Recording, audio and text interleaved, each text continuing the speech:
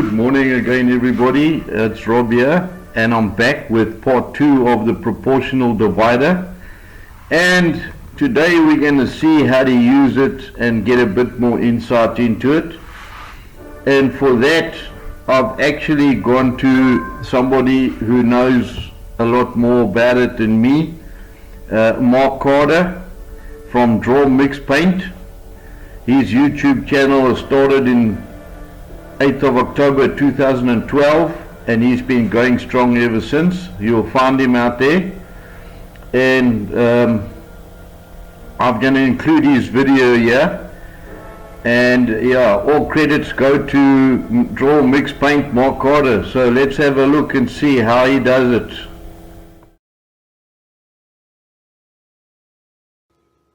So I want to show you how to use a proportional divider. It's very easy to use. That's why they're so great.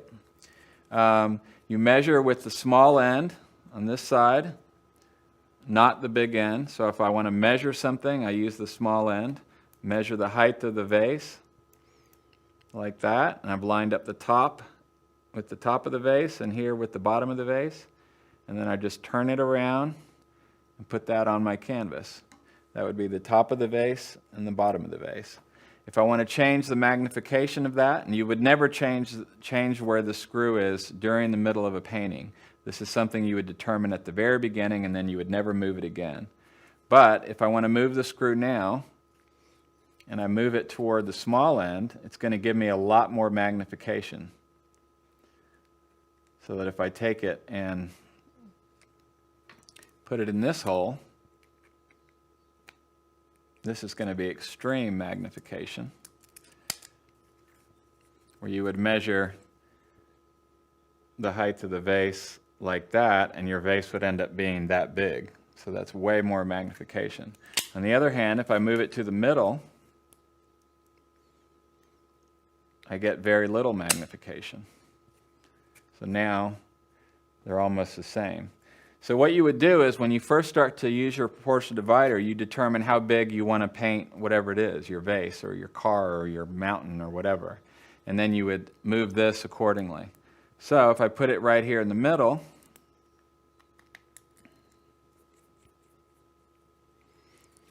and I measure this vase, which is about 4 feet from me, I would get a vase that's that big, which is about life size. See, it's about the same size. So that would be, to make that vase life size, I would put it in this hole right here. I would measure, and that would give me a vase that's that high. If I measure the width, it gives me the width of that wide. Okay, so that's basically how you use it. Now, let me show you some other things about using a proportional divider that makes it more accurate, and this is really important. This is the biggest problem with a proportional divider. By far, the biggest reason that they maybe won't be as accurate as you would like them to be is that when you hold out your proportional divider, if you measure from here, and then you measure from here, a little closer, or a little bit further back, that really changes what you're going to get for a measurement. So it's really important that, one, your chair stays exactly in the same spot, and that you hold your proportional divider the same distance from your eye. So if you keep your shoulders square to your subject, and you hold your arm straight out, and you get in the habit of doing that, then you don't have to worry about that so much. So you want to keep the distance of the proportional divider to your eyes exactly the same. So I can always do that by keeping my shoulders square and my arms straight. Now, that's always. Now, if I'm going to paint a landscape, then I don't have to worry whether I'm leaning forward or whether I'm leaning back. You still have to worry about this. You don't want to measure one time like this and one time like that.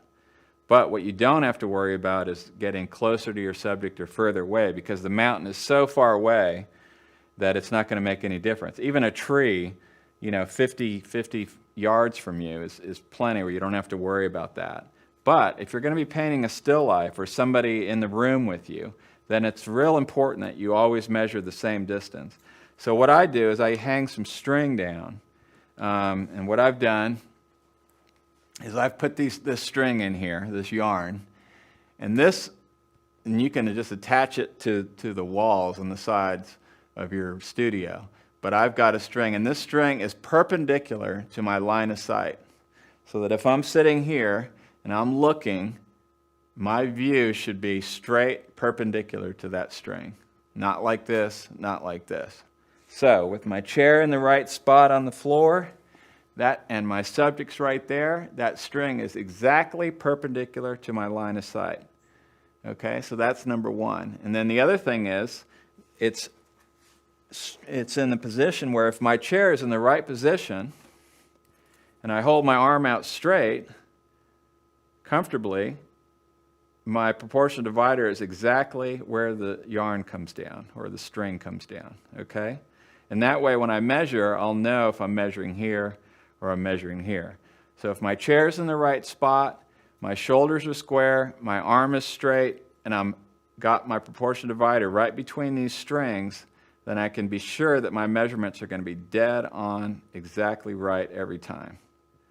Okay, so what I do is, if you look at this string, I've got it on a slip knot up here, and I can slide these either way, like that.